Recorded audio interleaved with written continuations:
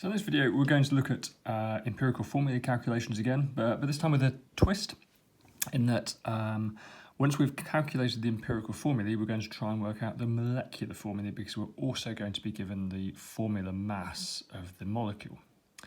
That might sound complicated, but it essentially is just an empirical formulae calculation with a little bit extra on the end. So we've got this question here. Hydrocarbon contains 3 grams of carbon and half a gram of hydrogen. Okay, the relative formula mass of the molecule is 56. Calculates the molecular formula. So it's not asking us to calculate the empirical formula, it's asking us to calculate the molecular formula. But to get there, we have to calculate the empirical formula first. So empirical formula calculations, remember, we divide the page in half, okay, for the first bit of the space we've got to do the working. And on this side, we write moles equals mass divided by relative atomic mass. I'm just going to use the abbreviation AR for relative atomic mass. And we do the same on this side. We write moles equals mass divided by relative atomic mass. Okay, I do like writing it out twice. It just gets it into your head. It shows whoever's reading it, you know exactly what you're talking about. So do set it out this way. And it shows that we've got to do this calculation twice. On this side, we're going to do it for carbon. We've got carbon, so we're going to write carbon up here. On this side, we're going to do it for hydrogen, because that's the other element in this molecule. So we've got 3 grams of carbon. So the mass of carbon is 3. The relative atomic mass of carbon is 12 there. So 3 divided by 12, I don't need a calculator for that, is 0.25. So moles equals mass over relative atomic mass for hydrogen this time. Hydrogen's mass is 0.5. We know it's a mass because it's got grams after it. Okay, we can always tell masses because they have a unit following them. Relative atomic mass has no unit. Relative atomic mass, hydrogen is 1. 0.5 divided by 1, again, don't need to calculate for that, it's 0.5, a half. So we've now calculated our empirical formulae. It is C, 0.25. H 0.5. Now remember, we report an empirical formula to the smallest possible whole number. So the first question you have to ask yourselves about these numbers here is, are they the same? And the answer is not. No, they're not. 0.25 is not the same as 0.5. Next question, which number is bigger? Okay, carbon's a quarter, hydrogen's a half. Half is bigger than a quarter, so the hydrogen is bigger. So in the empirical formulae, there must be more hydrogen than carbon. That's really important you ask yourself that question. Okay, so the next question, third and final question, how much bigger is this number than this? Well, a half is twice as big as a quarter. There's 2 quarters that fit in half. So this is twice as big.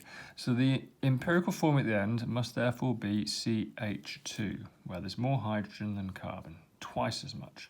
If you can't see the pattern in those numbers in the way I've just described it, take the big number and divide it by the small number. Let's do it over here. 0.5 is the big number divided by the small number, 0.25, and it gives you the answer 2. So that's just a mathematical way of doing it. You can put that in a calculator if you can't see the pattern between these numbers. Okay, that tells you there's twice as much hydrogen as there is carbon. Okay, so that is the empirical formula. Let's write that down there, empirical formula. But that's not what this question asks for. Okay, the empirical formula is the smallest possible ratio of one element to the other in a compound. It's not the molecular formula. Now we're told the relative formula mass is 56. Okay, well, what we need to do now is work out the formula mass of this empirical formula. Now there's 1 carbon, 12, and there's 2 hydrogens. Hydrogen's got a relative atomic mass of 1, so 12 plus 1 plus 1. So the 12 plus 1 plus 1 is 14. The formula mass of that empirical formula is 14. Okay, now we've got this molecular mass is 56. So if we take that 56 now, that molecular mass,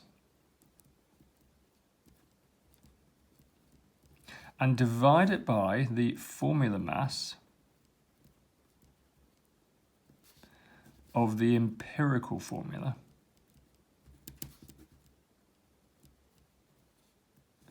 okay, that will tell us how many empirical formula units there are in that molecule. Let's do it, hopefully you may see it. It may not make sense when I describe it. but doing it sometimes helps. So we're going to take 56, which is that number there, the relative formula mass of the molecule, the molecular mass of that molecule, and we're going to divide it by the formula mass of that empirical formula, that 14. That CH2 has got a formula mass, because we took the 12 for the carbon and the 2 1s for the hydrogen. That CH2 has got a formula mass of 14, so we have 56 divided by 14. Well, 56 divided by 14 is 4. So that tells us there are 4 CH2 units in that molecule. Okay, so 4 times CH2, therefore, is C4H4 times 2, 8.